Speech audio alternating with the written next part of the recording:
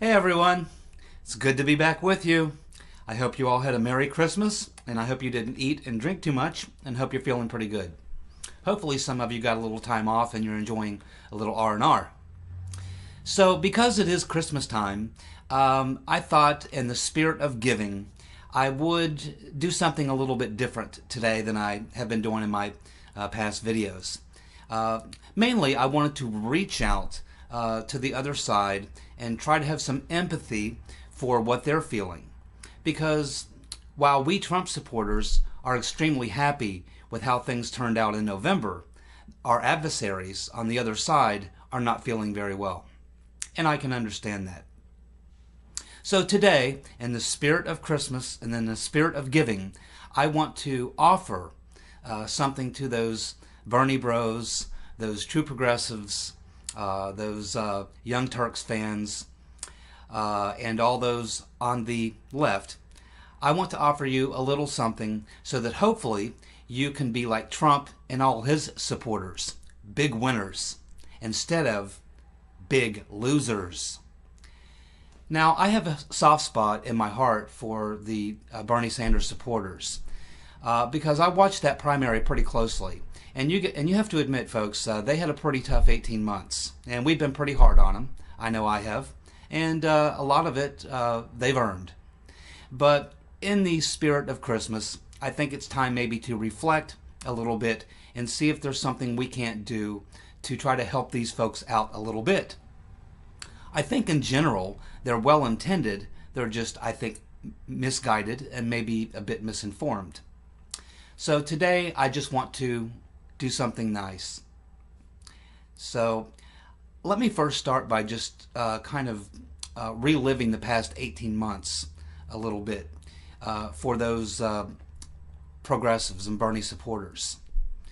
You know, they had a guy who came along, Bernie Sanders, and he really captured their imagination. He was a true progressive.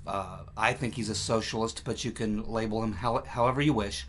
But certainly the Bernie supporters really love this man, and that's wonderful. You know, we had the same feeling back in 08 and 2012 with Ron Paul. So I kind of understand where the social justice warriors are in this particular game, because we were back there in 08 and 2012 with Ron Paul. So I know how it feels to lose, and I know how it feels to be treated very poorly and unfairly. And that's really where I want to start right here. The Bernie Sanders supporters, let's face it, they went out there and they worked hard for their candidate. They campaigned hard. They donated a lot of money that they probably did not have. They took on the establishment in their party. They were out there sign waving. They were out there making phone calls, spreading the word on social media. They really worked hard, and they really believed in what they were doing, and that is admirable. Unfortunately, they were screwed by their own party, and that's a painful thing. As I said, we in the Ron Paul movement had the exact same thing happen to us. So we certainly understand how you feel being screwed by your own party. It was a major setback and an epic fail for those progressives. Now, the next thing that they ran into was that they were going to show their displeasure at the Democratic National Convention. And they were all prepared to go there and have a major protest and show their dissatisfaction for the way that they were treated. And as we saw, they got cock-blocked. Once again, the Democratic Party screwed them. If you remember, what they did is they basically took away their seats at the convention, wouldn't let them bring in their signs. Instead, what they did is they ran ads on Craigslist, paying people $50 a day to come and fill those seats and sit and hold Hillary signs. So once again, their efforts failed, and they were big losers again, to add to the pain and suffering and misery that they were already feeling. Next, they decided that they would get behind Jill Stein. Of course, Jill Stein ended up only getting about 1% of the vote, if that, not even 1 million votes. Another major setback and another epic fail. A big loss. And of course, on election night, as we all sat back and watched the returns coming in, and we saw that Donald Trump was going to win the election, it was another major setback and another epic fail for the progressives, social justice warriors, and all those on the left. Very painful thing.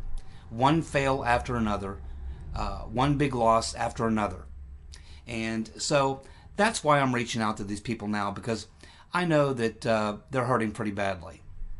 Now, in addition to that, like many people, I watched a lot of those compilation videos of the progressive and social justice warrior meltdowns on video.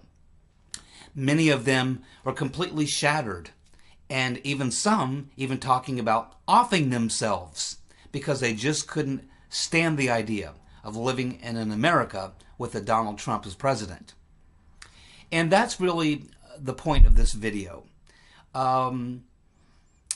You know, those people, when they talk about wanting to off themselves or whatever, you know, it's kind of an admirable thing. Essentially what they're saying is they want to martyr themselves for the cause. And that's a noble cause. You know, there's been many martyrs throughout our history, many of them famous. For example, you know, when I was a kid, of course, it was in the height of the Vietnam War. And I'll never forget the image of a monk. I believe he was some sort of Vietnamese guy, but he was a monk. And what he did was he went out into a town and he sat down near a curb and he lit himself on fire. And these images were broadcast all around the world. And they really rocked people, you know, to see someone sit down and literally engulf themselves in flames to protest the war. And it wasn't just this monk, but in 1965, a Quaker man named Norman Morrison went to Washington, D.C. one day. Now, during that time, there were always protests against the Vietnam War outside the White House. It was practically an everyday thing. But Norman Morrison did something a little bit differently. He went around to the Pentagon building and he stepped up on a wall just in front of a parking lot. And standing on that wall, he was able to look directly into the office of Defense Secretary Robert McNamara. Now, Mr. Morrison also held in his arms a baby, a tiny little baby wrapped in a blanket. Now, he stood there and he looked at the window until the Defense Secretary came over to the window and looked out and noticed him and probably said to himself, hey, what's this guy doing standing out there on a wall holding a baby? Well, what he didn't see was that gasoline can behind him. So once McNamara came into the window and was looking at Mr. Morrison doused himself in gasoline. Now, fortunately, just prior to lighting himself up, he passed the baby on to an onlooker standing close to him. So he didn't light the baby up as well, and that's good. But he did light himself on fire, just like the Vietnamese monk. And he became a martyr for his cause. And of course, you can go back to ancient biblical history. The Apostle Paul was a martyr. And if you're a female social justice warrior, of course you have Joan of Arc. So many people have chosen martyrdom to deal with an issue that they're struggling with. And so I was thinking the other night that, you know, as bad as it has been for the progressive left, the social justice warriors, and the Trigglypuffs and such, it's going to get tougher. I mean, they've had nothing but setbacks and failures. No success whatsoever. They just keep losing. And that's where I want to help. Now, I know that it's all going to really hit them like a ton of bricks on January the 20th when Donald Trump is inaugurated, when he holds up his hand, places the other hand on the Bible, and takes that oath of office. I believe that many of these social justice warriors and progressive people on the left, that could be the thing that sends them over the edge and causes them to choose martyrdom. And this is where I think I can offer some help to you on the left, the social justice warriors, the Young Turks fans, people like you who are probably not going to be able to deal with the reality of living in America with Donald Trump as president, where we have a secure border, tax cuts, and better trade deals. I know that's probably going to be too much for you to take. So I want to give you a gift. And that gift is advice. And that advice is that if you find it too difficult to take watching Donald Trump being sworn in as the 45th President of the United States, and you choose martyrdom for your cause, I just want to give you these 4 words of advice. Don't fuck it up. Don't fuck it up. You see, even with all the fails and setbacks and pain that you've had to endure throughout the past 18 months, that will pale in comparison in an effort to martyr yourself and failing at that as well. There can be nothing worse than a failed attempt at martyrdom, and that's where I can help. Now, the first thing that you have to decide is what form of martyrdom will you choose? There are just so many to choose from, and you really need to select the correct one. So I'm going to help you with that so that you can have some success. I want to help you achieve your goal and make you a better social justice warrior, or martyr if that's what you choose. So as I mentioned, Mr. Morrison and the monk in Vietnam chose their method by fire. They lit themselves into like a human French fry. Now, there are some advantages to this type of martyrdom. First of all, it does draw a lot of attention to your cause. But unfortunately, it's not very environmentally friendly. Because, first of all, you're using gasoline, a petroleum product. And we know that those petroleum products are bad news, right? They pollute the environment. They create all sorts of other problems. So you may not want to choose gasoline to light yourself on fire as your form of martyrdom. And you also have to remember that as you're burning, you're giving off toxins into the air. So probably not a good form of martyrdom to choose if you're a social justice warrior and you just feel like you have to make that statement.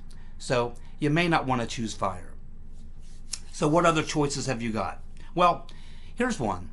Many people have chosen martyrdom by jumping in front of a truck. Now, that can be a very effective method. But, again, you do not want to fail in your efforts at martyrdom. So what you want to make sure that you do if you choose this method is to make sure that you practice. You need to have very, very good timing because the vehicle will be moving very quickly and you need to jump at just the right time. And here's another thing. If you decide to jump in front of the semi-tractor trailer, make sure that as you jump that you are not in an upright position coming in contact with the grill of the truck. Because what could happen is the truck could hit you and flip you into the air and you could come down on the hood of the truck and not be killed. You could survive that. That would be a failed attempt at martyrdom, and again, it could be very painful. You certainly want to be very careful if you choose this method.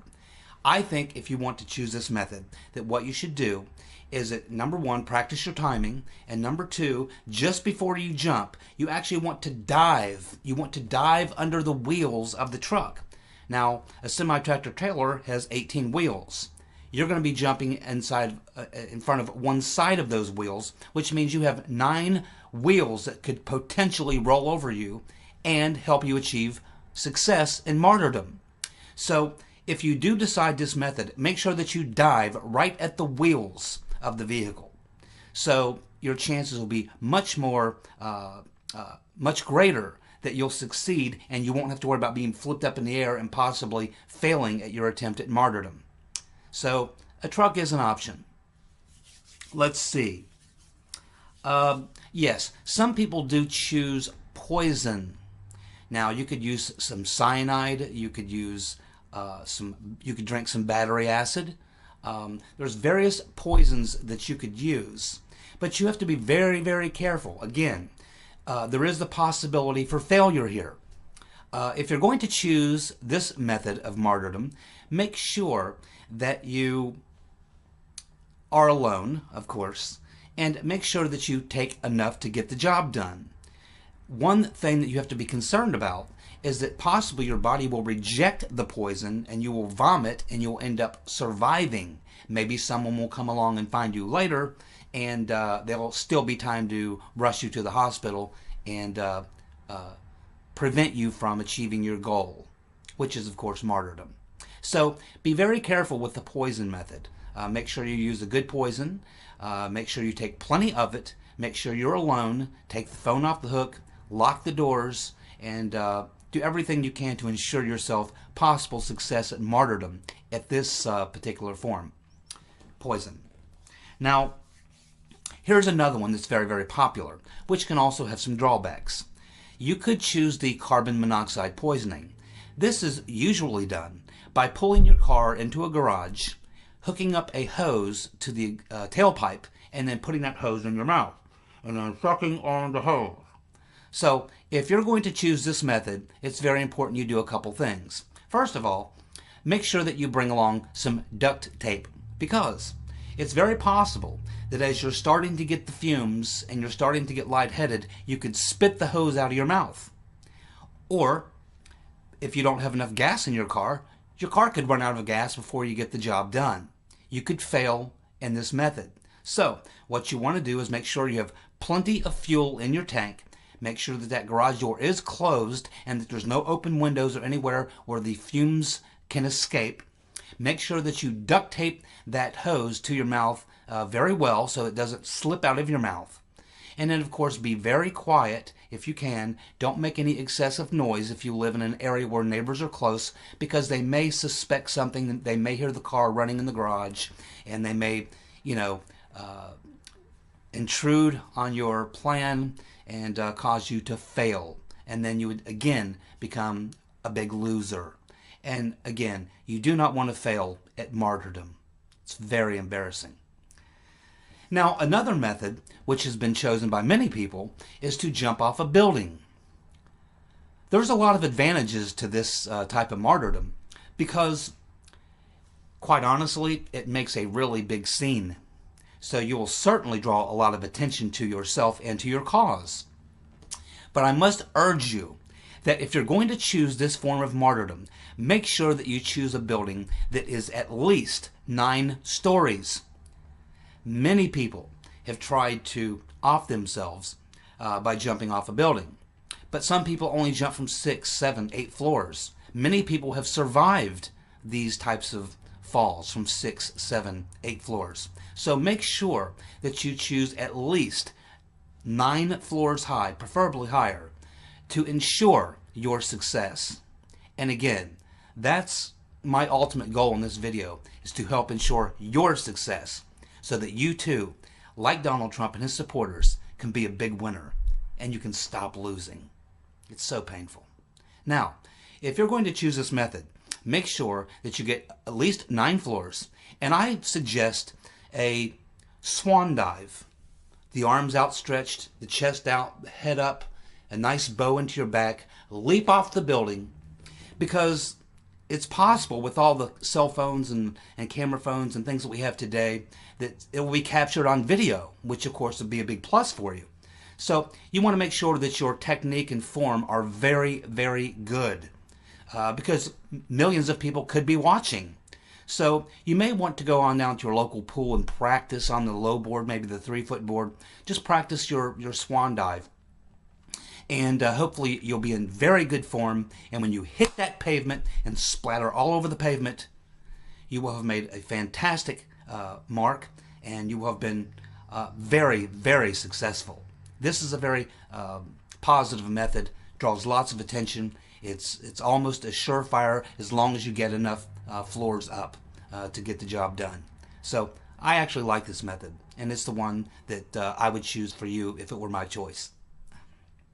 Now, we have another option, probably the most common option, and that is by using a firearm. If you're going to become a martyr, by using a firearm under the circumstances, being as how you are, a lefty, a progressive, a social justice warrior, a snowflake, a Trigglypuff, however you define yourself. If you're going to use this method, I think you should really think long and hard about that. First of all, you won't draw very much empathy or sympathy from your supporters because you're using a firearm. The progressive left despises firearms. Not to mention, you'll have a bunch of rednecks, probably in the South or in the Rust Belt, laughing because you offed yourself and used a firearm to do that. And it's just not very politically correct anymore. So if you're a social justice warrior, I don't recommend that you use a firearm as a method of martyring yourself, because it just won't go over nearly as well as like jumping off a building or in front of a truck or something like that. And it's also possible there are people who have attempted to use the firearm to commit martyrdom who have failed. Sometimes you survive the gunshot wound. So there's a lot of drawbacks if you're a lefty to choose this method, and I don't recommend it.